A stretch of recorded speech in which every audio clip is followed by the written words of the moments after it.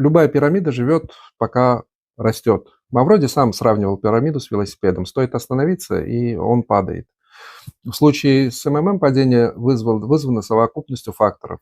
Вмешательство государства, отрицательный информационный фон, насыщение рынка. Новые вкладчики просто перестали компенсировать старых. Выплаты стали задерживаться, затем прекратились вовсе. Система, построенная на доверии к бесконечному росту, схлопнулась буквально за несколько недель.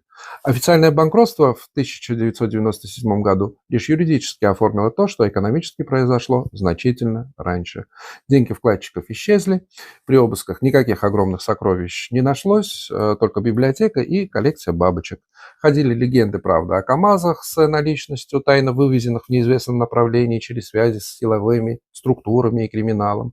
Но в любом случае для людей это мало что меняло. Деньги были для них потеряны безвозвратно.